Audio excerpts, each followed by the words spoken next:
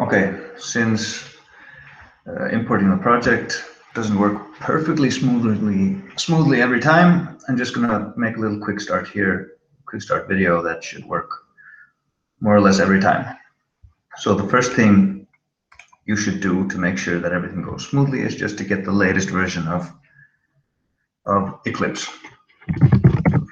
Here, Eclipse.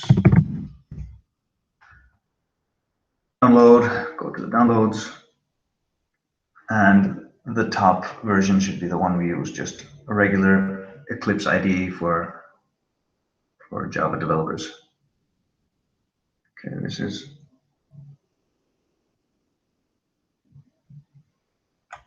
fairly slowly.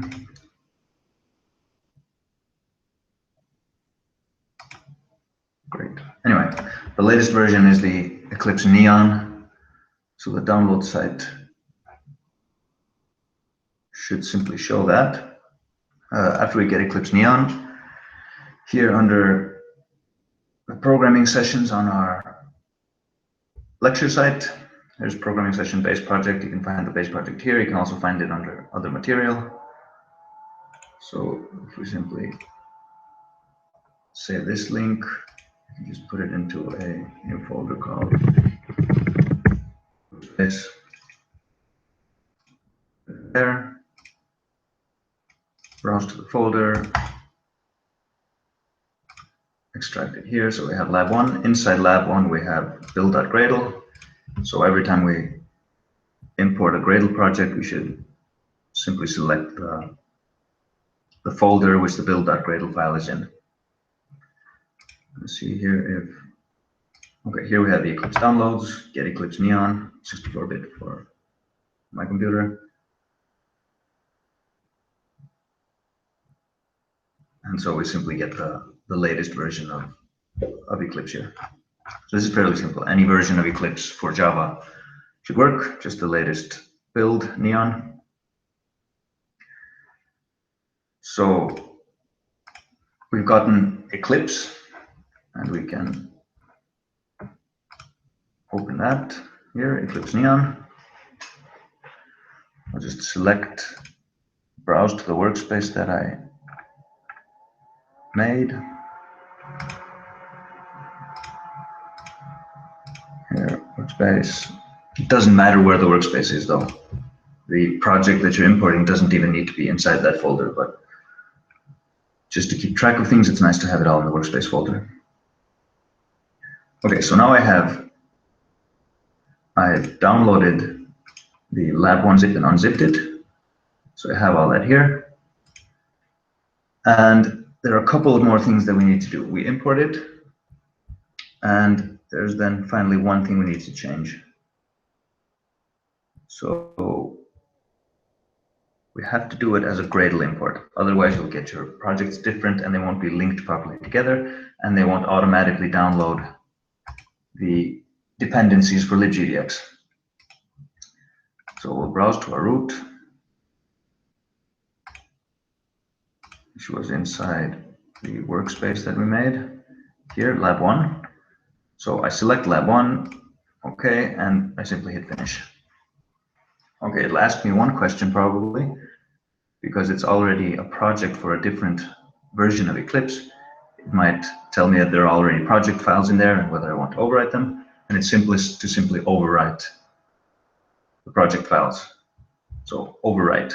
Keep might end up with weird projects. So overwrite here.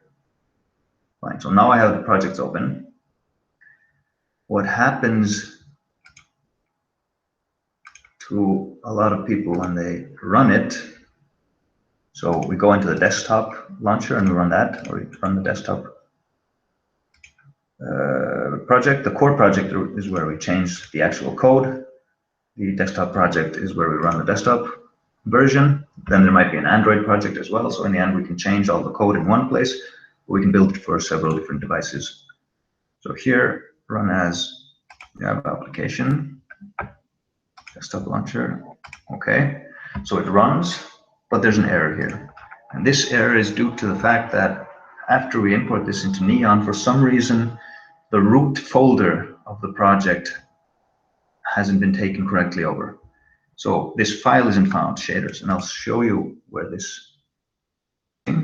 inside the main game class here. We're simply saying, okay, LibGDX is going to load a file. It's an internal file, and the folder is just called shader simple2d.virt, simple2d.virt, which means that it expects the system to look for it in a specific folder, and this folder should be the assets folder here, where shaders are. The assets folder is under desktop, but here it's just a link.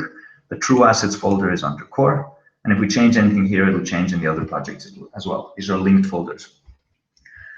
So this code here expects this folder to be the root folder of the project when we run it. So the program will always be searching from there. But for whatever reason, this didn't happen.